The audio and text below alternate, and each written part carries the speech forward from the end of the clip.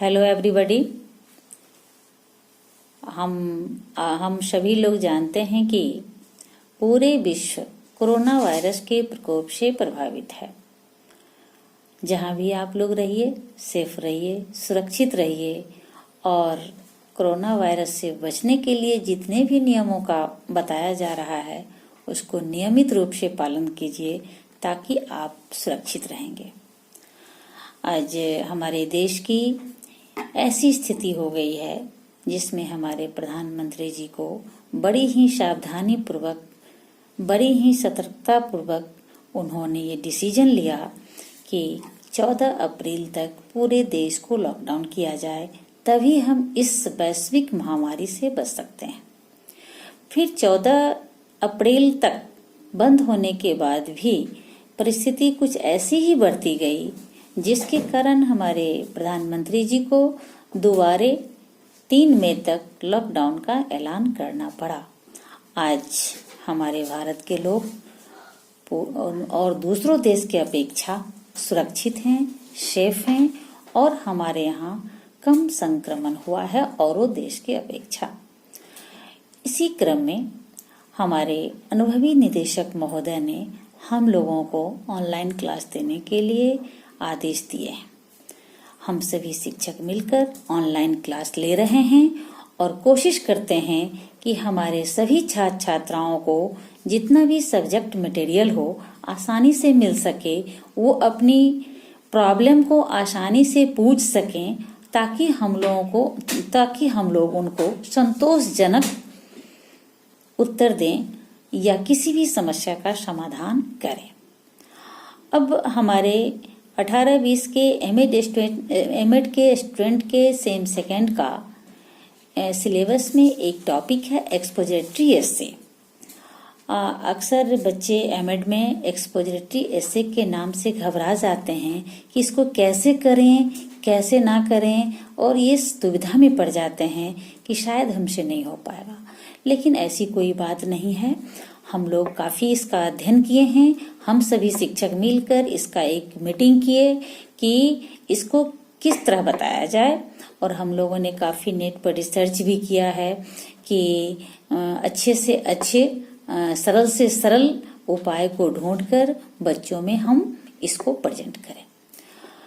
तो हमने देखा कि सारी बिंदुओं को अध्ययन करने के बाद हम लोग मुख्यतः 5 बिंदु को अडॉप्ट किए हैं। उन 5 बिंदु को हम एक एक करके क्रमवार से हम बताएंगे। पहला बिंदु है कि इंट्रोडक्शन।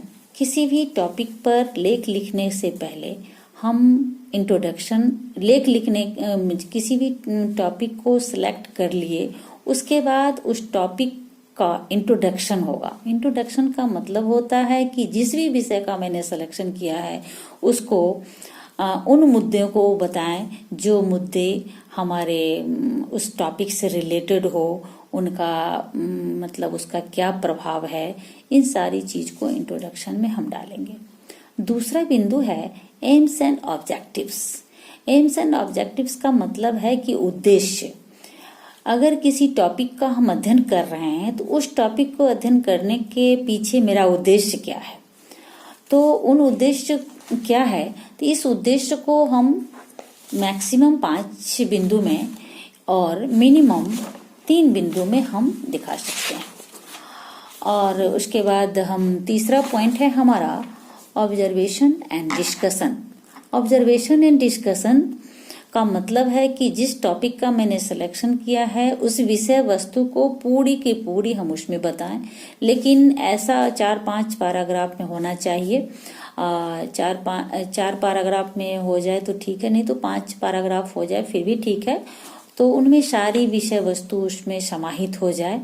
तो डिस्कशन और ऑब्जर्वेशन वाले बिंदु में यही चीज होगा। अब चौथा पॉइंट है समरी। समरी का मतलब है कि जितना भी डिस्कशन हम किए हैं अपने विषय वस्तु पर उसका संक्षिप्त विवरण समरी में दिखाएं, और समरी में संक्षिप्त विवरण होगा। 5वां बिंदु है comments and opinion. Comments and opinion का मतलब होता है कि जिस विषय वस्तु का हम अध्ययन कर रहे हैं उस विषय वस्तु के बारे में अपना आप विचार दें, क्योंकि लेखक जो लिखेंगे, आप लिखेंगे तो आप अपने विचार को देंगे कि उसमें जितनी भी बातें आ रही हैं उनसे आप कितना सहमत हैं, कितना असहमत हैं, या कितना उसमें सरकार का योगदान होना चाहिए, समाज का योगदान होना चाहिए। इस तरह आप अपने सुझाव को भी पॉइंटबद्ध कर सकते हैं। 4-5 पॉइंट में कर दीजिए या 2-3 पैराग्राफ में कर दीजिए। तो इस तरह हमारे एक्सप्लोरेटरी राइटिंग का लेख संपन्न होता है। और इसके बाद हम देखते हैं कि हमारा ये लेख पूरा हो चुका है और इससे हम अगले क्लास में इस 5 बिंदुओं पर हम डिटेल चर्चा करेंगे। एक एक बिंदुओं को हम विवरण पूरे विस्तृत रूप से व्याख्या करेंगे। तब आज के लिए बस।